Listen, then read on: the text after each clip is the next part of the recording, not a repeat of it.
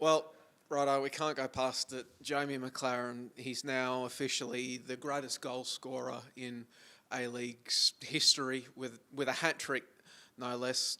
What can you say about what type of striker this man is? He's just amazing, amazing, and I'm very privileged to have a chance to work with him, and also to be participating in the game where he breaks the record, and that's someone like Besat Berisha that I contributed to bring him here to Australia. So to be part of those two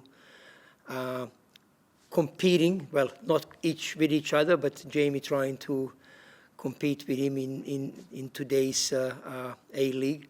I think it's been a fantastic challenge for him, and he rose to it, and I think he can score many, many more because he's such a great player and he's very young. Does the way that he broke the record, that third goal, just sort of like sum him up? Because obviously he doesn't score tons of goals from outside the box of bangers, but just when it comes down to it, there's no football player on the pitch that is sharper and in the better positions than Jamie Maclaren. Yeah, he's ahead of everyone, probably 1 second more quicker than everyone, and he's always looking where the ball will bounce, and I think his nose takes him to the right area. But he also depends on our service, and I think today was brilliant service, and we need to continue with that so he can be even more dangerous and score more goals for us.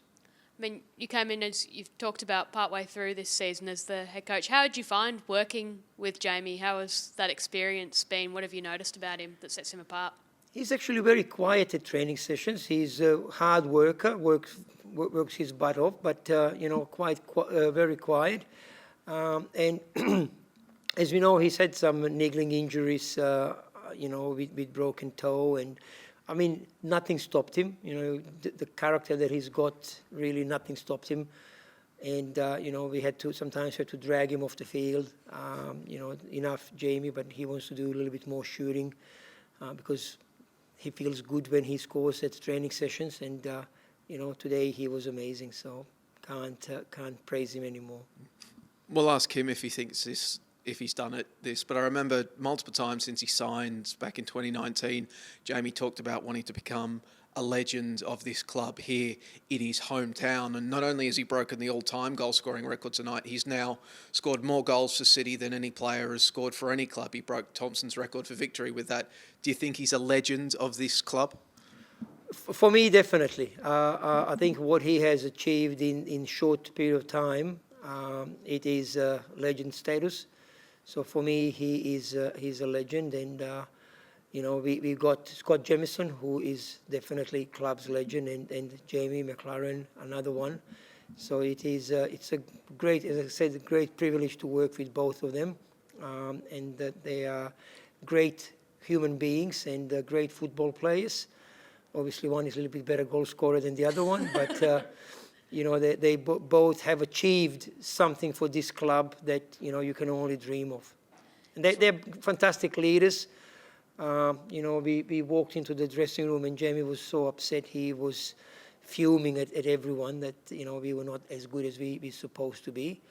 Second half it was much better.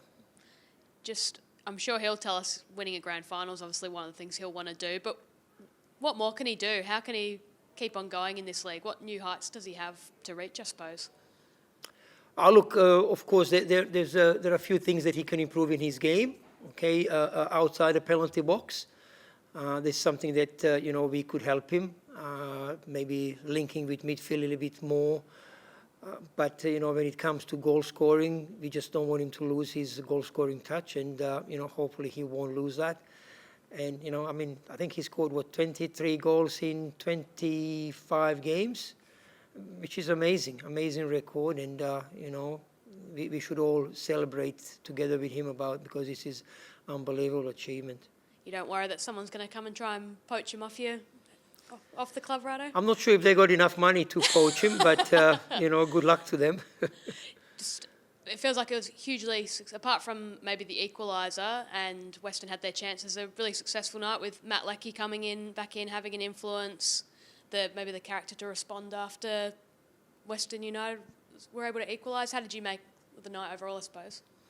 Yeah, I thought, we had a few key points that we had to address in this game, and we had to give some players game time because they haven't played for a long time. We had to rest some players because they've been on the edge of getting injured, and then also we had to bring 2 injured players back into the game. So it was a little bit hard to put this puzzle in right place. So maybe that's maybe one of the reasons why we were not as effective first half as we were second half. But when you get a chance to bring experienced players and hungry players for game time and for game minutes, like Richard and Lecky, you could see their class, and I think Richard made more forward runs in 30 minutes that maybe the rest of the team did in a 70 minutes, and Lecky on the ball, he's just such a tremendous player for us, and everyone plays off him, and it's been fantastic to get them both back at the same time, which maybe wasn't the plan at the beginning of the week, but to get them in the last 30 minutes, I think it was really good for us. So just to get Valon and Curtis just rested tonight, there's no underlying injury concern? No injuries. I think it was short turnaround, and obviously we didn't have enough training sessions to build both of them into this game. But I hope that both of them will be mentally and physically ready for Western Sydney next Friday. Just looking at the equaliser that Western United had, free kick in, second ball, just Piraeus pops up and pokes it home. Obviously, that's something that coaches hate to see, goals from set pieces, goals from second balls. You got them both in one movement. How do you improve on that? Look, we have been conceding goals from set pieces throughout the season, and this is something that we are working, and trust me, we do a lot of set pieces and principles and marking and zonal. We try everything, but you just can't allow the ball to bounce into your penalty box from a long kick. And I think that was the biggest mistake. If we challenge and we don't win it, or they are taller and they win it, fair enough, but it can't bounce inside your penalty box. I think that's one thing that just can't happen. So it doesn't matter, is it young player, old player, more experienced, less experienced player. They need to be accountable for their actions in the penalty box in those moments. You mentioned pre-game that you've got the Wanderers in the last week of the season. You wanted to bring your strongest side back together and have them go for that one. Is that still the plan? Yeah, that's the plan. But as I said, we got a shorter week. We'll see how that week panned out, and we'll try to get as strong as possible. But still, we need to prioritise probably Richard and Lecky to give them more game minutes, and they probably can't play more than maybe 45 or 60 minutes. So they will be priority, and then everyone else will try to fit them into that squad, into the puzzle. Just any injuries tonight, Rado? And was the pitch better tonight? I know No, none of the coaches no, it wasn't better. I think it was worse. Players, I think the last time we played here, it was maybe a little bit more slippery, but tonight it was more bumpy. So that's the feedback that we got from players. Unfortunately, it is what it is. We can't complain. We scored 7 goals in the last 2 games, so I don't listen what they are if they are complaining. Your players okay? No one got hurt? No one that I'm aware of. Thank you. Thank you.